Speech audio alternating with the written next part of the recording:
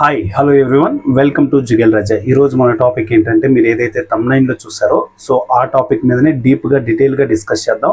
వీడియోని స్కిప్ చేయకుండా ఎన్ని వరకు చూడండి. జస్ట్ 40 సబ్స్క్రైబర్స్ మాత్రమే బ్యాలెన్స్ ఉన్నారండి. సో టగటగా కొట్టేసేయండి. మూవీ రివ్యూస్ అండ్ ఇలాంటి ప్రజెంట్ సోషల్ రిలేటబుల్ వీడియోస్ కంటిన్యూగా మన ఛానల్లో వస్తూ ఉంటాయి వీడియోస్ రూపంలో. సో అది మిస్ అవ్వకుండా ఉండాలి అంటే వన్స్ అగైన్ మీరు సబ్స్క్రైబ్ చేసి ఛానల్ని ఫాలో అవ్వండి. ఫస్ట్ ఆఫ్ ఆల్ నేను అంటే ఇప్పుడు ఎవరైతే రేణుక అట్ ఏ టైమ్ తను పర్సన్ ఉన్నారో అంటే ఆ అబ్బాయి చనిపోయిన అబ్బాయి, సో వీళ్ళ గురించి వాళ్ళ వ్యక్తిగత విషయాల గురించి ప్రజెంట్ వాళ్ళు పెట్టుకున్న అక్రమ సంబంధాల గురించి అంటే ఆవిడ పెట్టుకున్న అక్రమ సంబంధాల గురించి వాటి గురించి నేను ఎక్కువ డీప్గా డీటెయిల్గా డిస్కషన్ చేయను. జస్ట్ ఒక పాయింట్ చెప్పి మిగతా మ్యాటర్లోకి మనం వెళ్దాం. అంటే మీకు అర్థం కావాలి కదా అసలు ఏం జరిగింది ఏంటి అనేసి.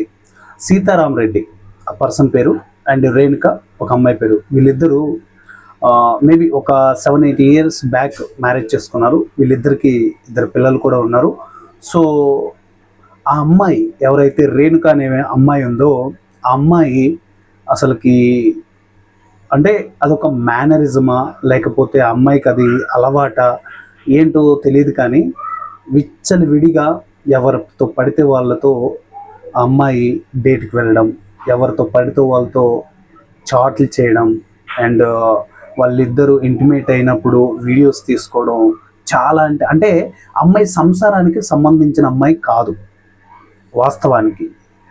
మేబీ ఆ అమ్మాయి పెరిగిన వాతావరణమా లేకపోతే మరి ఎలాంటి పెంపకంలో పెరిగిందో ఏంటో మనకు తెలియదు. అంటే వాళ్ళ పర్సనల్ ఎథిక్స్ అండ్ వాటిలోకి మనం వెళ్ళకూడదు, అంటే అవసరం కూడా లేదు. అండ్ బయటకు వచ్చింది, సొసైటీలోకి వచ్చింది కాబట్టి అలా బ్రతకడం కరెక్ట్ కాదు.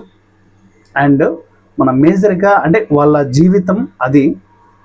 అంటే ఇక్కడ కొన్నిసార్లు అనిపిస్తుంటుంది అబ్బాయి వెళ్ళి హుస్సేన్ సాగర్లో దూకి సూసైడ్ చేసుకున్నాడు అంటే ప్రజెంట్ ఎలా ఉందండి, మనం ఈ మధ్యకాలంలో చూస్తూ ఉన్నాం.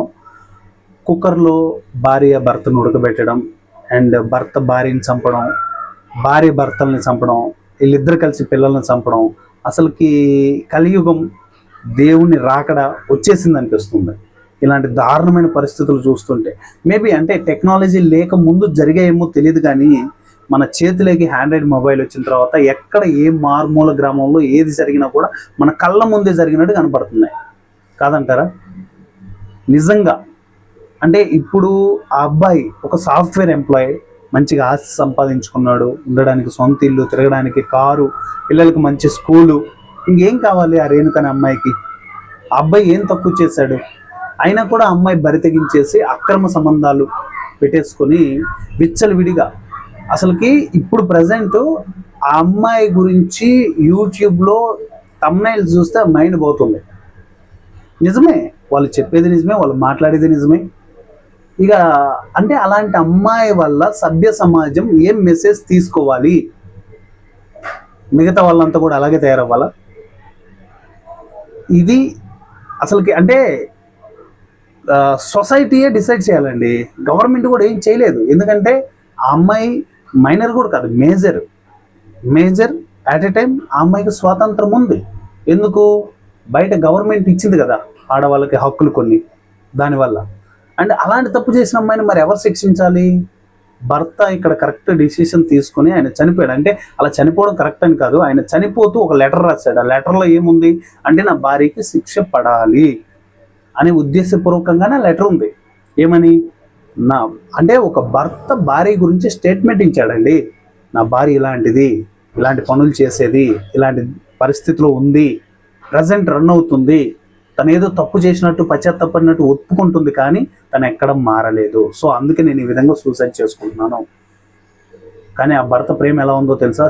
చివరి క్షణంలోనైనా తనతో కొన్ని నిమిషాలు, కొన్ని గంటలు గడపాలి అని ప్రాధేయపడి అంటే తను రాసిన లెటర్లో చాలా డెప్త్ ఉంది. సో ఇలాంటి వాళ్ళని మన సొసైటీ ఏ విధంగా తీసుకోవాలి, ఎలా వాళ్ళని అంటే ఏం చేయాలి? చిన్నపిల్లల్ని రేప్ చేసి చంపుతున్నారు, తల్లిదండ్రులు పిల్లల్ని చంపుతున్నారు, తల్లిదండ్రులు వాళ్ళంతటి వాళ్ళే చచ్చిపోతున్నారు. రకరకాల సిచ్యువేషన్స్ అండి. ఇంకా ఎన్ని దారుణాలు చూడాలో రాబోయే రోజుల్లో. 2026 అంటే మే నెలలోనే ఇలా ఉందంటే 2027 నుంచి మొదలు పెడితే ఎన్ని ఇయర్స్ ఉంటాయి, ఎన్ని ఇయర్స్ బ్రతుకుతాం? బ్రతికినన్ని సంవత్సరాలు ఇలాంటి దారుణాలు చూస్తూనే పోవాలా? ఇలాంటి అమ్మాయిలు, ఇలాంటి ఆడవాళ్ళు ఉండి ఏం ఉపయోగం సమాజానికి? కామెంట్ చేయండి. నా మనసులో మాట, నా ఆలోచన ఏంటంటే ఇలాంటి వాళ్ళని తీసుకెళ్ళి జైల్లో పడేసి చిత్రహింసలు చేయాలి. వీళ్ళు బ్రతికుండడమే దండగా. అంటే పెయిన్, బాధ. ఇలాంటి ఆడవాళ్ళని చూసి ఉన్న ఆడవాళ్ళు ఎలాంటి డిసిషన్స్ తీసుకోవాలి, ఎలా మారాలి? సహజంగా కామం అండ్ చెడు ఆలోచనలు, చెడు తలంపులు ఏ మనిషికి లేకుండా ఉంటాయి చెప్పండి? ప్రతి ఒక్కరికి ఉంటాయి. అవి కంట్రోల్ చేసుకొని సొసైటీలో బ్రతకడమే మనిషి జీవించడం. ఆమె జీవించినట్టు కాదు కదా. మనం చూస్తుంటాం, చిత్తకార్తెలో కుక్కల్ని చూస్తుంటాం, గాడిదలను చూస్తుంటాం, ఊర్లలో జంతువులు అంటే ఒక గేదెని, ఆవుని ఇలా ఒకదాని మీద ఒకటి ఎక్కిస్తూ ఉంటారు మనుషులే. అలాంటి బ్రతుకా వెడదు.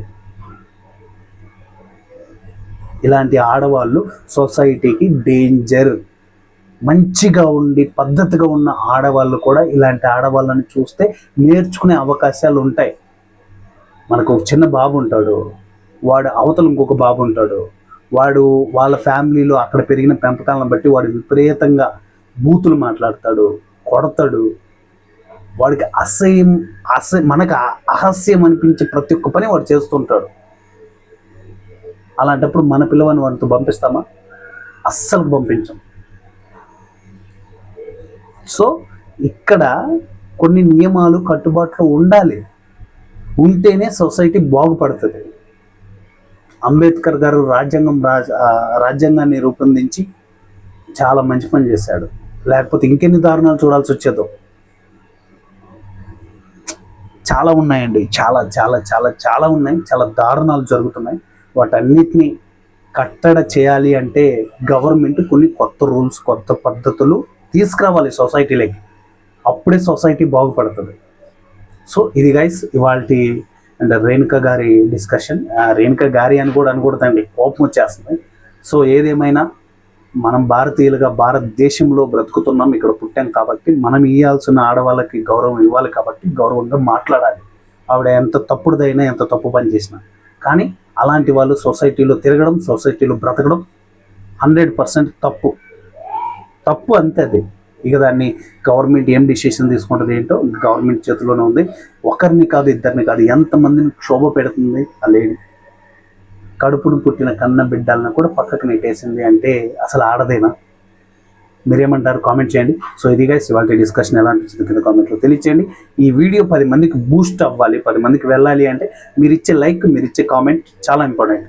జస్ట్ 40 సబ్స్క్రైబర్స్ బ్యాలెన్స్ ఉన్నారు. సో టకటకా కొట్టేయండి. ఆ 40 మైల్కే మనం రీచ్ అయిపోతే కొంచెం స్టూడియో సెటప్ అంతా కూడా చేంజ్ చేయడానికి కొంచెం సపోర్టింగ్గా ఉంటుంది. నెక్స్ట్ వీడియోలో మళ్ళీ కలుసుకుందాం. Thank you.